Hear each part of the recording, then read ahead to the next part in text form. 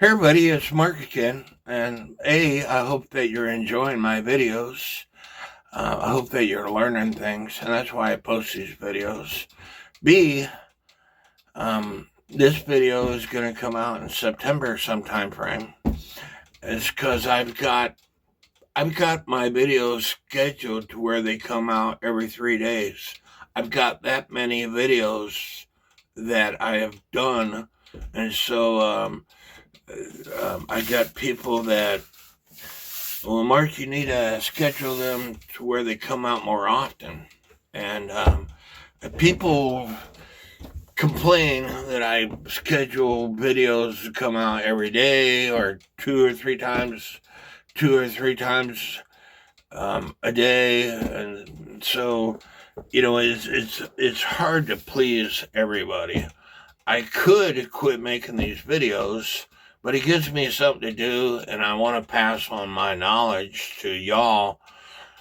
And I got people all over the world who thank me for my videos. I got people who thank me in different languages, and I have to translate because I speak English, and I have to translate the videos. Having bone stand issues. Here's the clock. The clock measures 18 inches tall and 12 inches wide. And there is some damage down here. I don't know what I'm going to be able to do about that. Maybe come up with some gold paint. But there's a religious scenery on this clock. And my group expert, Valentin Weber, I'm going to have to go back through his and I's conversation. He told me how old the clock was. I want to say 1880. Here's the movement. And somebody had taken the front off, and there's an ad of some sort in there. Maybe I'll take the front off to see if there's a date on that ad. But the first thing I need to do is unravel these chains, so stand by. And as you can see, I got bubble wrap down on my desk. That way I'm not going to damage the front of the clock. And bubble wrap works really well. I normally use a towel, but bubble wrap in this case is going to work better. Now, I have never seen the ring on the end of the chain like this. I'm going to look at this underneath my microscope, but under the naked eye, there's no place where this ring opens, and I don't see any place where they soldered this ring together. So it must have been made out of one piece of metal. I don't know. Like I said, we'll look at it underneath my microscope. The movement is out of the clock, so I'm going to put the case to the side. After I get some of these parts that are hanging in the bottom of this case out, there's parts down here. So let me get those out. I'll get back to you. Do you see these staples here? The way this movement is held into place is these staples go into these holes of this movement. If I could get them in the holes.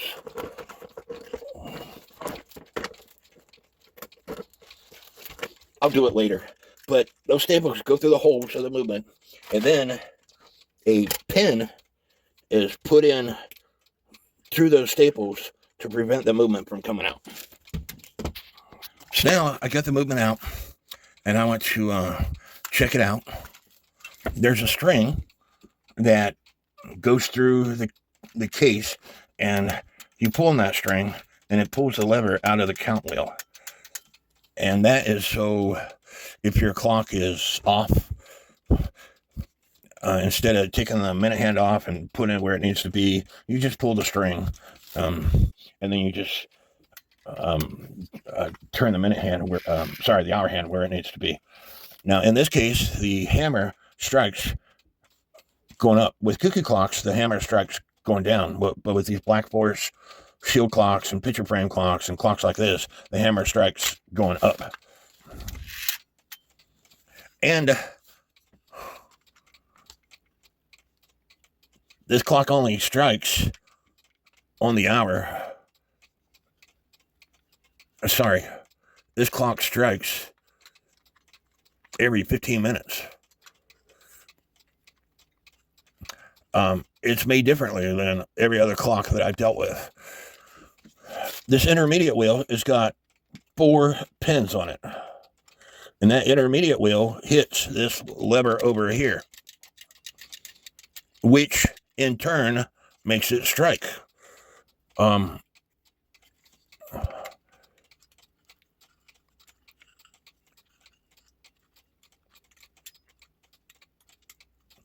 The intermediate wheel, and there's initials KW here. I don't know who that is, but the intermediate wheel has 4 pins. Normally, there's a pin on the minute wheel with center arbor wheel here. Normally, there's 2 pins or 1 pin. 2 pins if it strikes on both the hour and the half hour, or 1 pin if it only strikes on the hour. But in this case, this intermediate wheel, and this intermediate wheel might have 4 pins on it because it only turns a half a revolution in 1 hour time frame, and which I would think that's what it does, because there's a count wheel which is going to strike on both the hour and half hour. So this intermediate wheel only turns 1/2 a revolution per hour.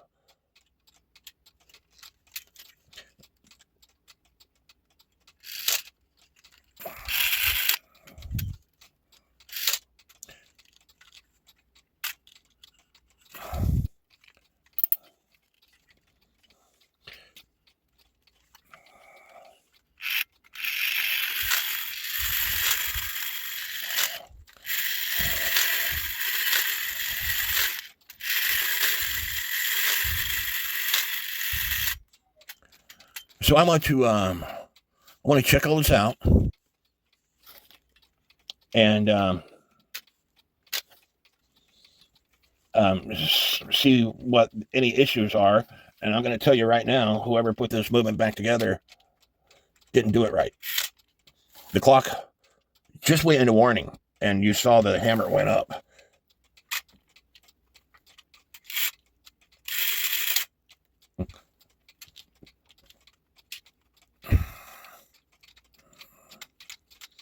My pins aren't catching. This thing is loose, and so I'm going to have to fix that. But let me grab something to point with. There's this pin right here, which catches these pins on the strike side great wheel. And when it's done striking, it shouldn't be stuck on one of these pins. It should be in the middle of these 2 pins, because if it's stuck on one of those pins, when the clock goes into warning, it's going to allow the hammer to go up. So it's going to strike extra times when it goes. It shouldn't strike when it goes into warning.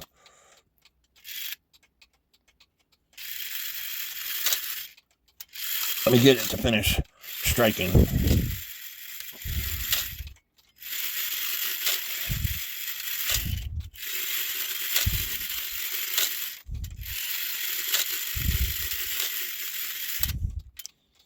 Okay, right now, the third wheel warning wheel is being stopped by this lever right here. You should be able to see this lever right here. This lever right here is part of the lever that goes into the count wheel. The third wheel warning pin hits the end of it. Normally, it would hit the other side, but because this clock goes opposite of what a cuckoo clock would go, it's hitting the inside of that lever. Okay, when the clock goes into warning,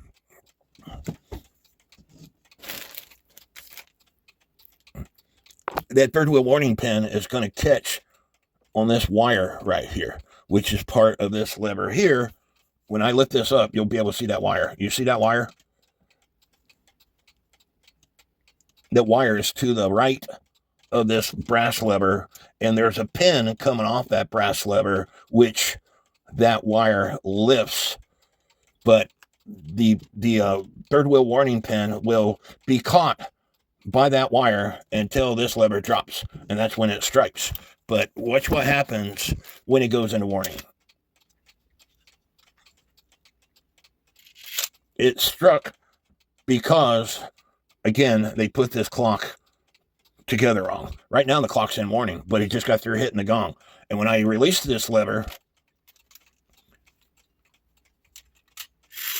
is when it's supposed to strike again, but they have this positioned wrong. So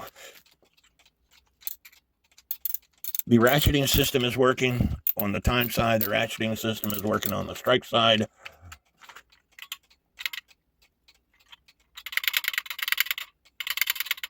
It does tick, but we're going to take this thing apart to inspect it all and to clean it all.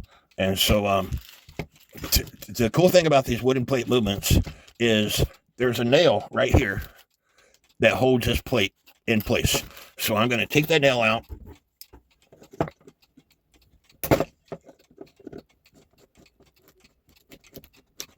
I'm going to take that nail out. That was a pain. And then I'll be able to remove this plate. And most of the time, you can't remove these plates, like on that smaller picture frame clocks that I just worked on. The count wheel prevents you from removing this plate. But in this case, I can remove the plate because it's a bigger movement. And you'll see that there are brass bushings in these plates. A lot of people don't think you have to oil these wooden plate movements, but you do because they have brass bushings, just like any other clock would have. So, taking the virgin crutch assembly off,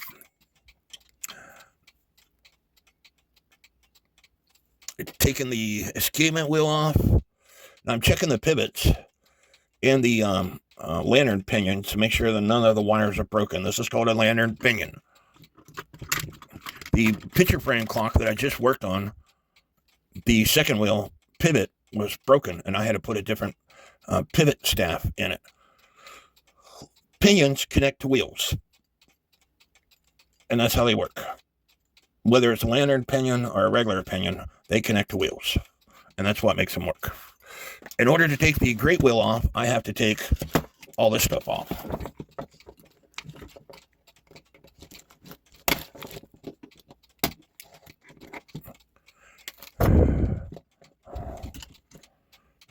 With these older clocks, there's the 4 pins. With these older clocks, you will notice that there's not a cap on this piece right here. Just these wires is what sticks through. In this case, it's a wooden portion of the lantern pinion. And so now I can take that back. You can't take the great wheel off until you take the strike side apart. Moving the wire to the side so I could take the count wheel off.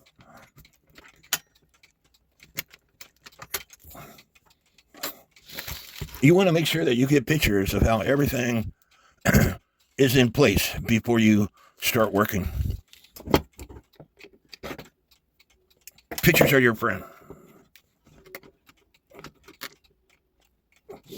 This wheel hasn't been off in quite some time, so I'm going to take it off camera. Putting a screwdriver underneath it and giving it a twist, it came off. Again, I got to take the nail out. Ouch! The stuff I do to take this plate off. And before I can take this plate off, I'm going to have to remove these 2 nails here to remove this brass plate to get the lever that goes into the count wheel out of the way. I poked myself to take that plate off.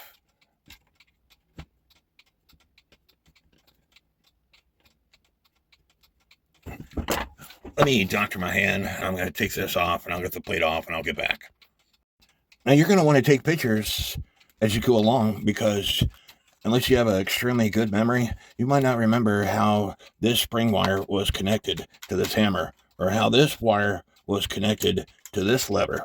And so, and you're going to want to make sure that there's little nails that hold these levers in. And you're going to want to make sure, like in this case, there's two metal pieces that you have to make sure that the slot that's in these levers fall between those two metal pieces. The same way up here, there's two metal pieces and there's a slot that is on this shaft that has to fall in between those metal pieces, the same way over here. And so once you get your pictures, you can start pulling these nails out.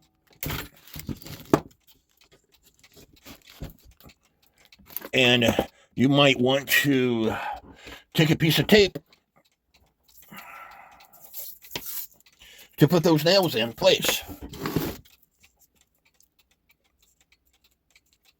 And you might want to put on that piece of tape, let me get something to write with.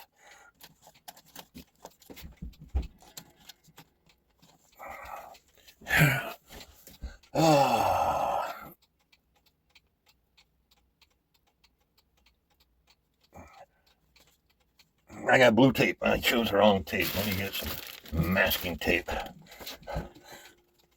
That way I can use my blue marker.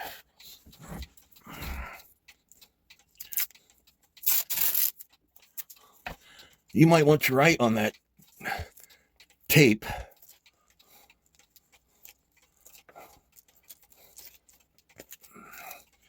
that way you can put those nails, and trust me, sometimes they use different size nails. So I got wrote on that tape top.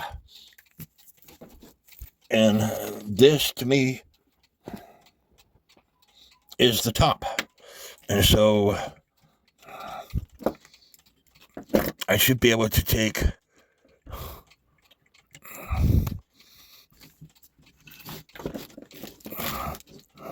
and I take this other nail out.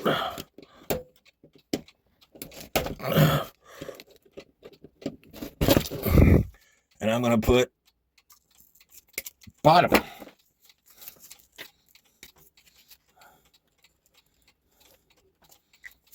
And then I'm going to take this other nail out. And I'm going to put left.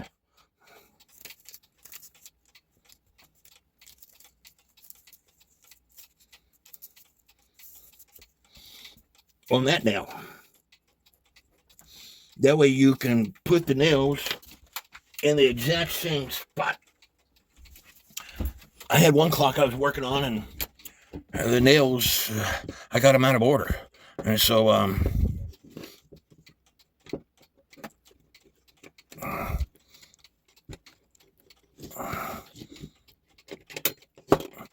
hammer is released.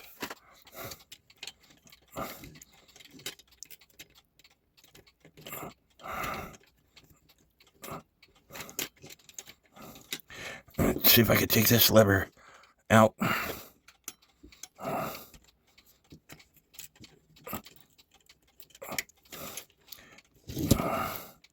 Now, also, you could pull these nails here out, because that's what this lever goes into, and that way you can pull that lever out.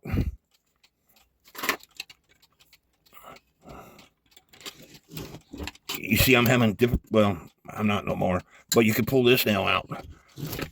So now I could take this plate off, and we did all that just to take this plate off, and you can see some oxidation on that plate. Band seems to be tight enough. The pivots are good on it. The lantern pinion wires are still there. Third wheel with warning pin. Everything looks okay. The second wheel is the wheel that has the cam on it, and that's the lever that goes into the count wheel. This goes into that wheel, just like so, when it's done striking.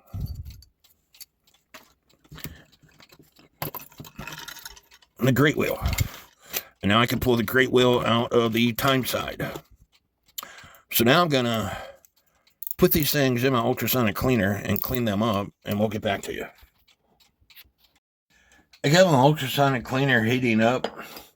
I got the case all treated with Howard beading wax. I'm looking at the V-wire. I took my Dremel with a wire brush to it to clean it up because I had a lot of surface rust on it. But you can see right there, there's a worn spot on both sides.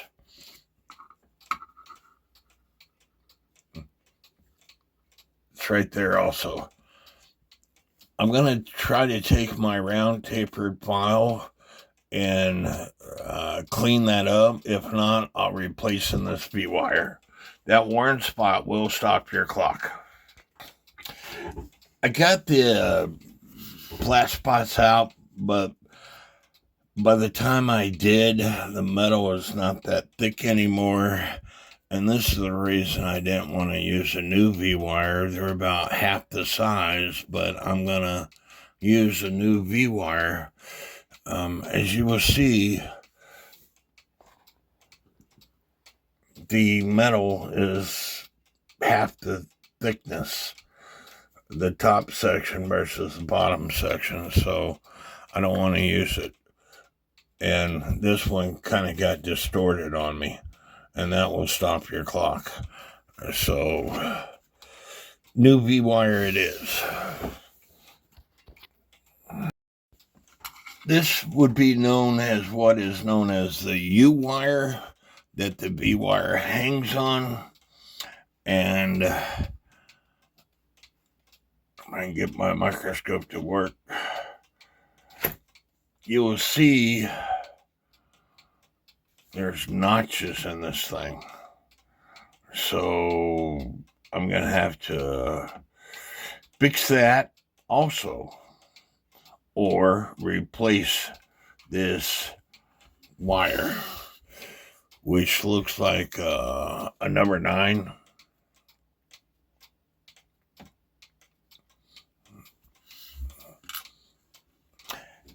And a lot of people throw away their parts, like pendulum leader wires, stuff like that. Those wires can be used to make parts like this.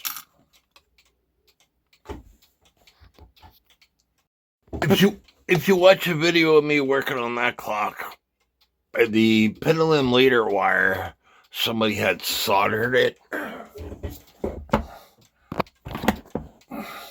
This is that pendulum leader wire that somebody soldered it, and I didn't want to use it.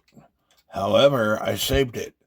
This wire, I bet if I got out my microscope, my digital caliper, whatever you want to call it, I bet it's almost the same diameter as this wire. So I'm going to take this and make this. I got the parts out of the ultrasonic cleaner, and I'm using my Dremel with a brass brush on it to clean them up some, but I'm also inspecting the parts. And if you look, if I could focus this in,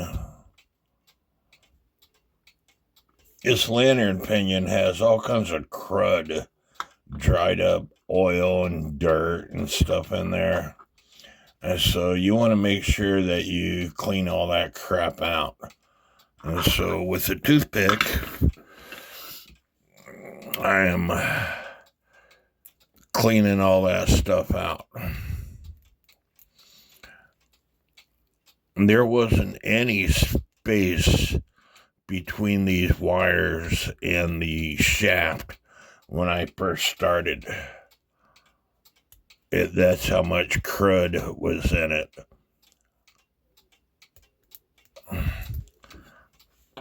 And then I'll take my wire brush and finish cleaning it up, but you can see it's getting better.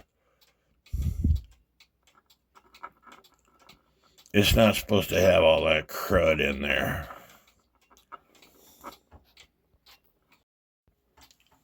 And this is what it looks like now, which is a lot better. There's still a little bit of crud in it. So, but this is what it looked like before. This is the escapement wheel. You see all that crud, grease, and hair, and just a bunch of junk. And so you don't need that. And you can see that these wires have got black spots on them too, from, the thing 170 years old or whatever, 150 years old, whatever. It's got some wear on it. But I think the wires will be okay. But you need to clean all that crud out. Or just junk. And I tell people all the time, the ultrasonic cleaner can't reach the hard-to-reach spots. I inspected the count wheel with my microscope, and I got this on other videos. You want to make sure that the flat spot, that this spot right here doesn't have any burrs on it. It doesn't matter really about these spots, but you want to make sure that these spots don't have any burrs on it. Because what happens, this lever here goes along and it rides the count wheel. And then when it's supposed to stop, if there's a burr there, you should do this again. This lever here rides along the count wheel. When it's supposed to stop, if there's a burr on that flat spot, it'll hit it and it'll bounce up, and then it'll go to the next spot that doesn't have a burr on it. And so instead of striking 9 times, it'll strike 10 times, because it'll miss shutting off at the 9 o'clock and it'll shut off at the half hour. And so your clock will be off. So instead of striking the half hour next, it's going to strike 10 times. So take a file to the flat spots if you have a burr on them, but don't go on the sides, because those sides are, if there is a burr on the side, you can lightly take that burr off, but I wouldn't mess with the sides too much, because the width of that gap is there for a reason, and that's why the 12 o'clock position is wider than all the other spots, because it strikes 12, then 12:30, then 1, then 1:30, and this little one right here is for the 2 o'clock position. Now, speaking of the lever that goes in the count wheel, I don't know if you can see this or not, but it's crooked, and when I look at it in the microscope,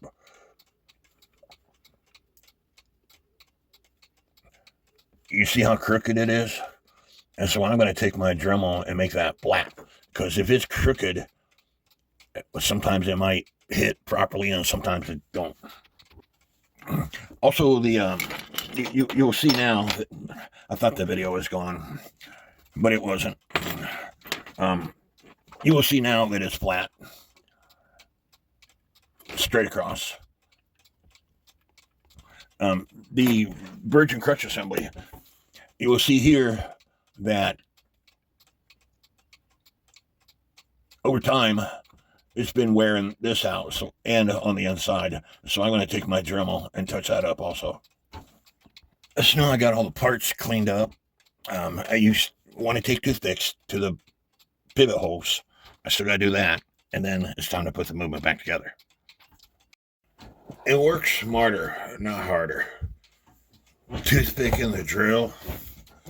You put the toothpick in the pivot hole, turn on the drill.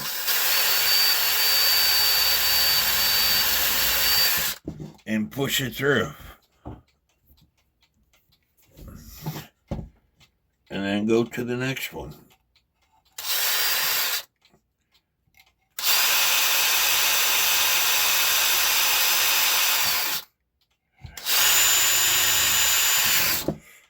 And then you can see that toothpick is dirty. You could either wipe it off or turn the toothpick around and use the clean side. Toothpicks are cheap.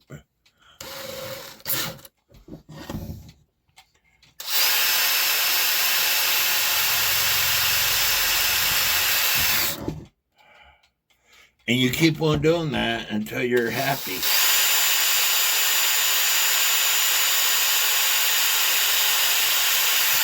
And if the toothpick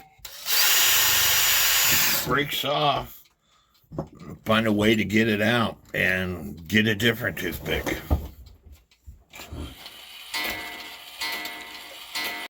And try to put the movement back together now.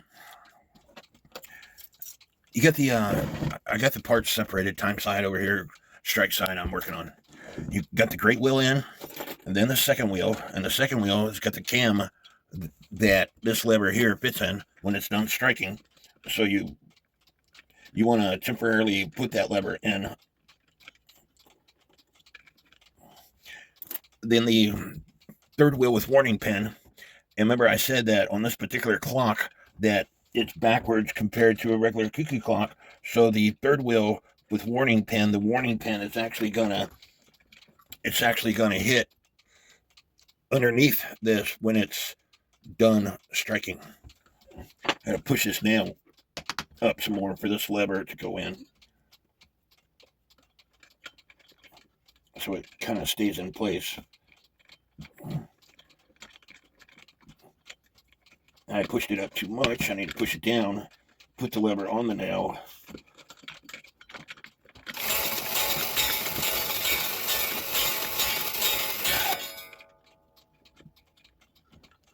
And then push the nail up so it stays in place. Remember, you want the lever, the brass piece, and the cam on the second wheel to interlock.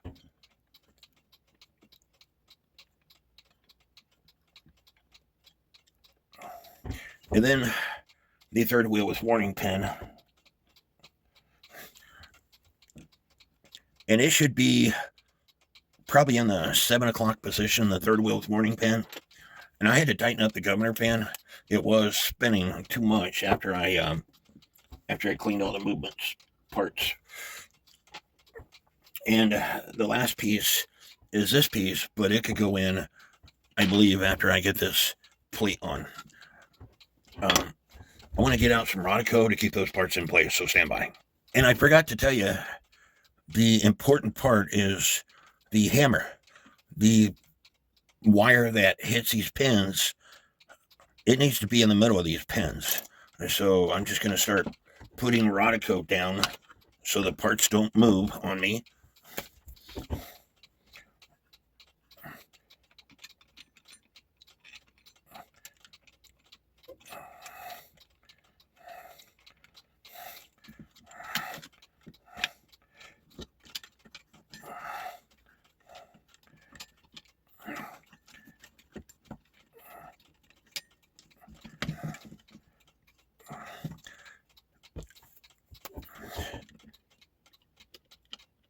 I'm putting the parts where I want, and then put the Rodico on. Hopefully they'll stay where I want them to stay.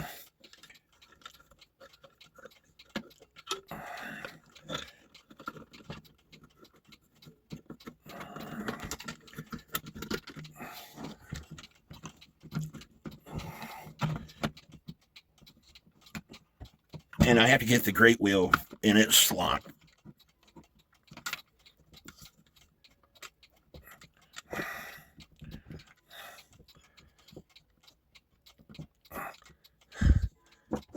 Stand by. And I forgot that you couldn't put this plate on while you had this lever in, and you don't need the gong in because you can easily take it out. Anyway, now that I got the wheels in, I need to set up this lever and the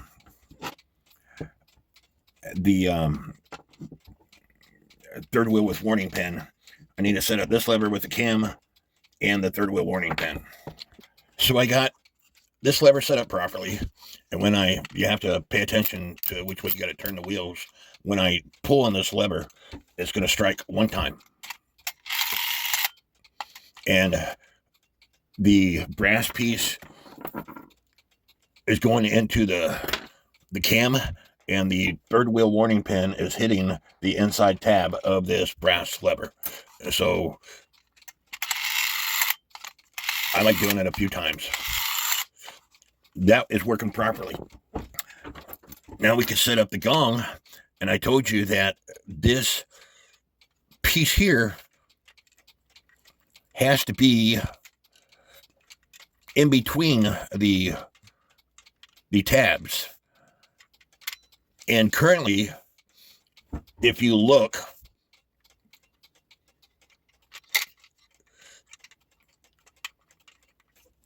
currently it's not where it needs to be.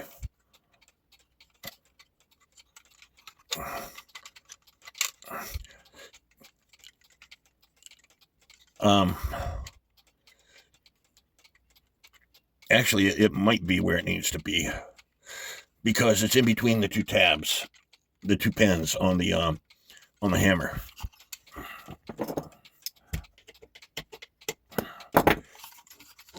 So I'm going to do a function test. And the wheel is in the wrong spot.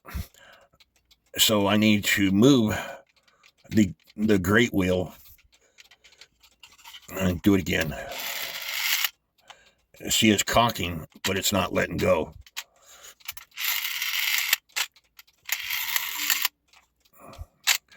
And that might be because I don't have the nail in.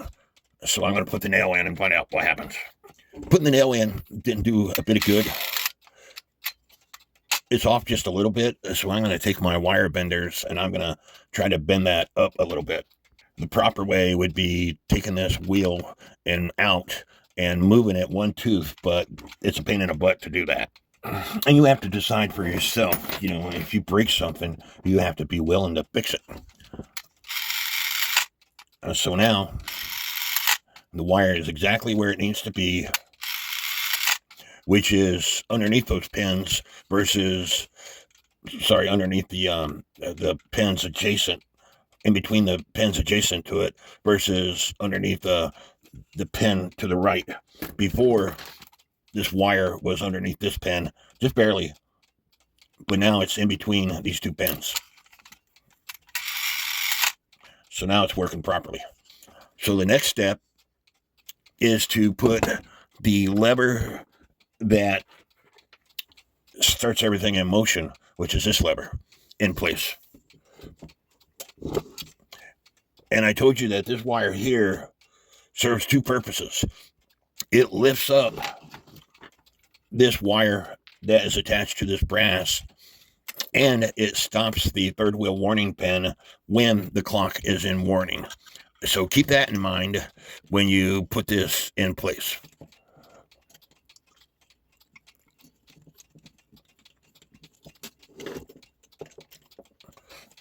And I need to pull this nail out just a little bit. Or try to pull it out. Because this is the nail that lever goes onto. And I didn't want to bend that wire that stops the third wheel warning pin. So now that's in place, so I can put that nail back down where it needs to go. And I got to put the nail in on here. And it's the last nail that I have on this piece of tape, which was marked left. Okay, so when I lift this lever here, you will see that this lever here is being lifted and that this lever here is being lifted. And again, that wire that is attached to that lever, it lifts. You should be able to see it. It's right here. And it lifts the wire that is attached to this lever. So what I want to do now is to see when I lift this lever, if that wire is stopping it, which it is, from striking until this lever drops.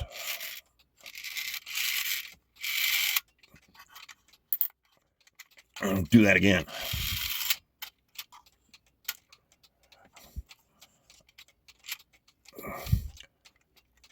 This hammer is in the wrong position again, but let's see what happens.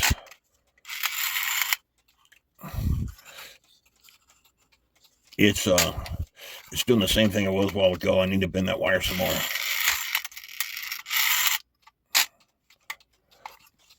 but I want to see if it strikes in warning. When I lift this lever up, it's not striking. When I let go of that lever, it's striking. So that wire is still just a tiny bit off. And it might be because I need to, you can see this moving. It might be because I need to push this nail in more. There's about 16 pins on this plate. And what I did, this spring wasn't pulling this thing back. So I put a bend in the spring, which took care of the issue.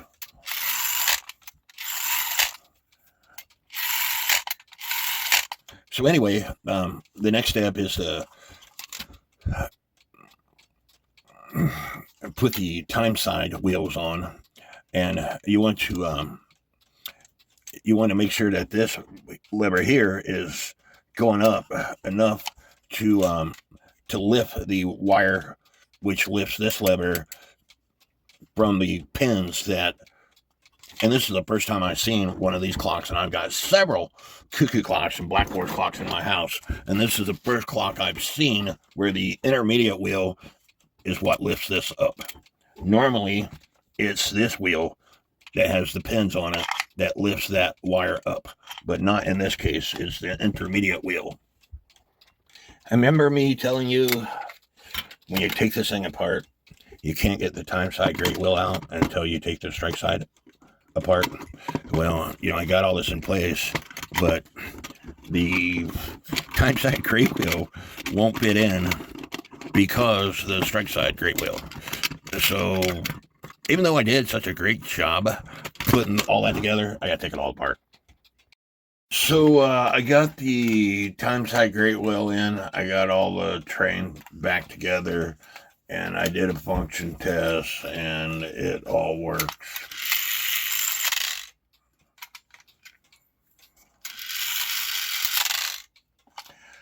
And so now it's time for me to take a break.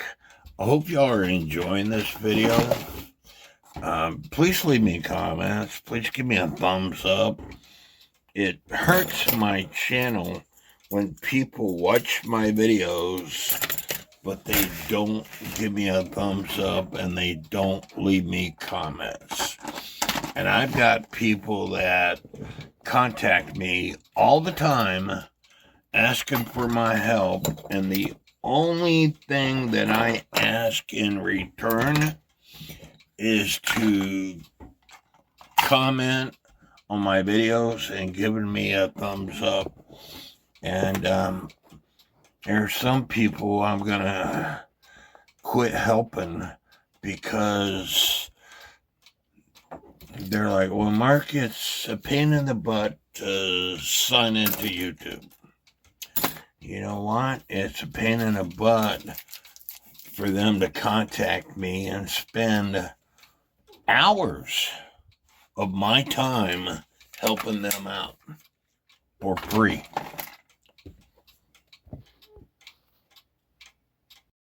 So I have the time train back together. Oiled all the pivots to include the pallets on the birch assembly. I put this gear in to include the pin that holds it in. So now I need to put parts on this side. So I got a 70-inch chain on the strike side, and I told you this ring, I looked through my microscope. It reminds me of a wedding band. There is no weld spot that you could see on the microscope. It's really cool ring, but I'm gonna put it here.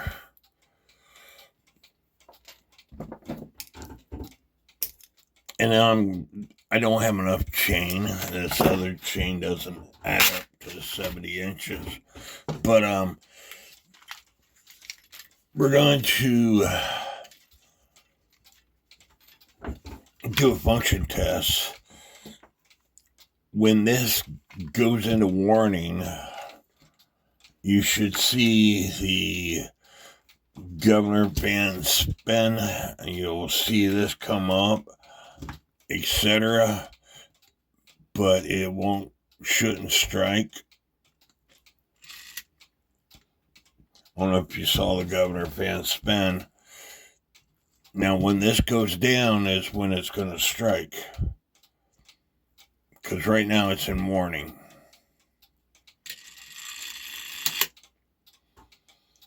So that all functioned just great.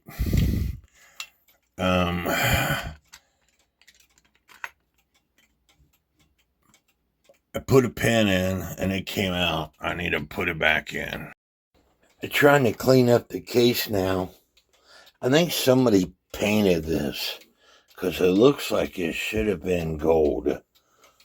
So I might have to take that and clean that up. And I think somebody painted this too. But I'm going to try to do a Google Lens search and see if I could find another clock like it. It looked like it should have had an emblem right here. And the top section here is ate up with wormwood. And so I'm going to have to try to fill that in also. While looking for a set of hands for this clock, I came across these hands that were in my drawer that say hands. And these are the original hands for this black porous Sura work clock that I have. That I misplaced the hands. I didn't realize I put them in my drawer of parts over there. So that's cool. So I'm not going to be using those hands because they go with this clock here, which is doggone it. This clock is a very expensive clock. I've got a video on it. It's got a porcelain face, porcelain dial clock that has 2 gongs.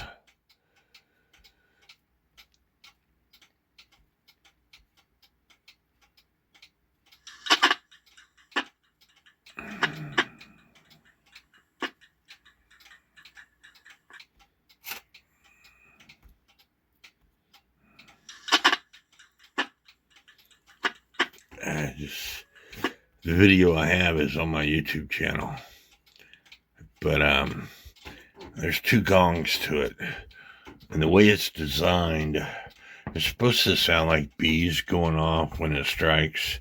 It strikes like every 15 minutes.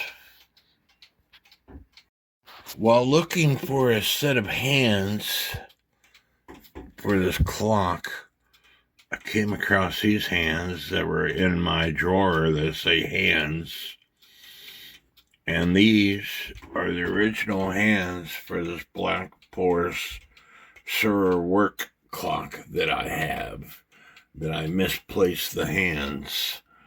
I didn't realize I put them in my drawer of parts over there. So that's cool. So I'm not going to be using those hands because they go with this clock here, which is doggone it. This clock is a very expensive clock. I've got a video on it. It's got a porcelain face, porcelain dial clock that has 2 gongs.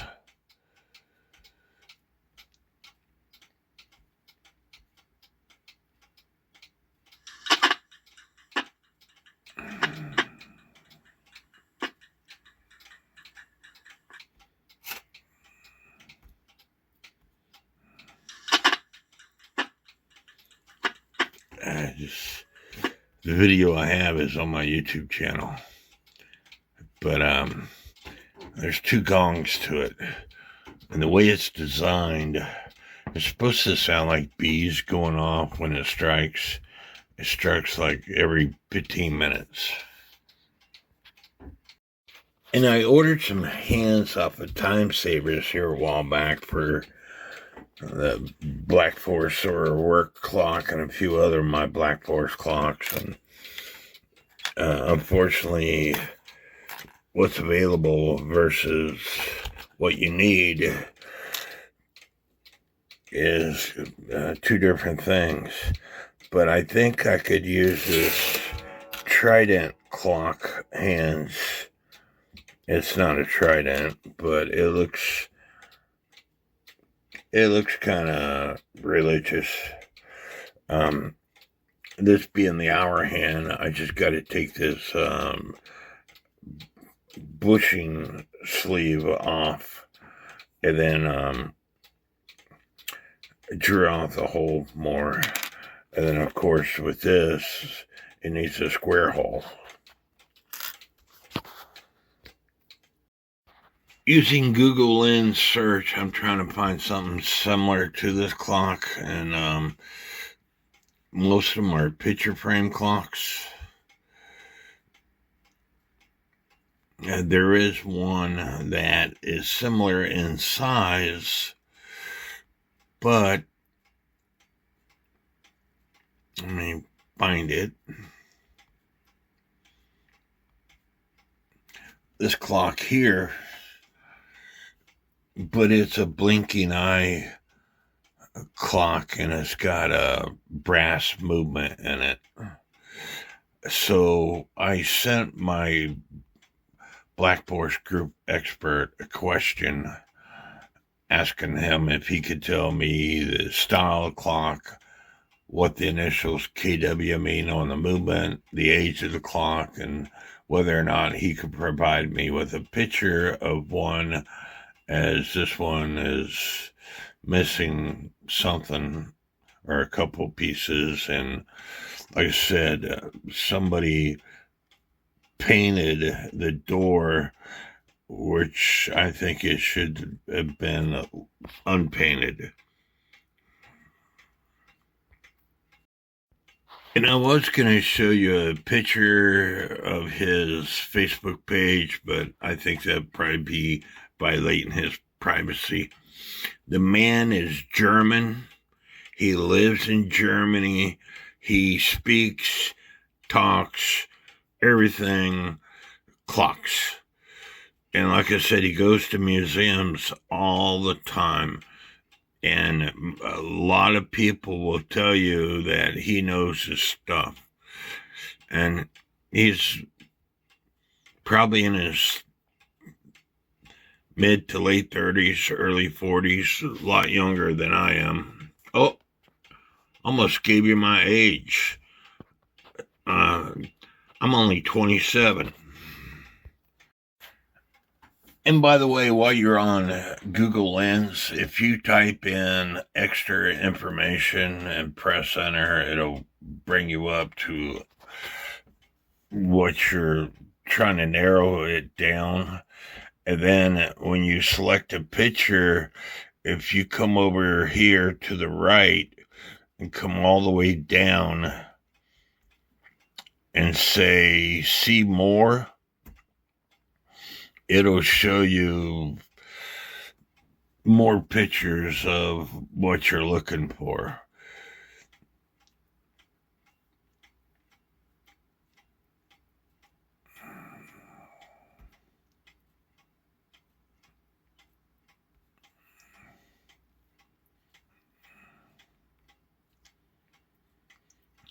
Something similar, but not. And they want $540 for this. It's got some things that are similar. It's missing a movement. No, never mind. I see the movement. Spring-driven movement.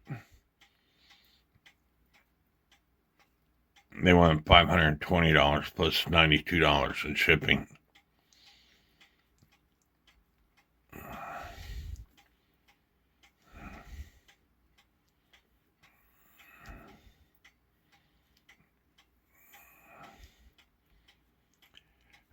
I've got something similar to it, to this clock. And it's a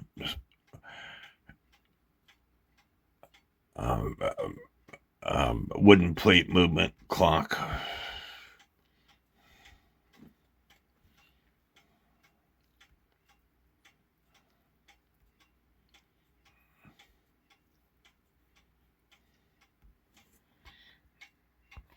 I looked on Microlisk trademark database for KW, couldn't find anything. What I typed in was Black Forest wall clock with religious picture, antique, and this is what it's showing me.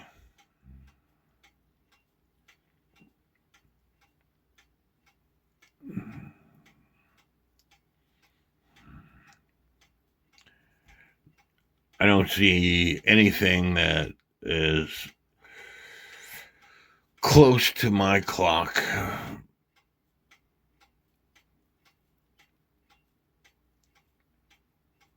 So hopefully my group expert Valentin will come up with something for me.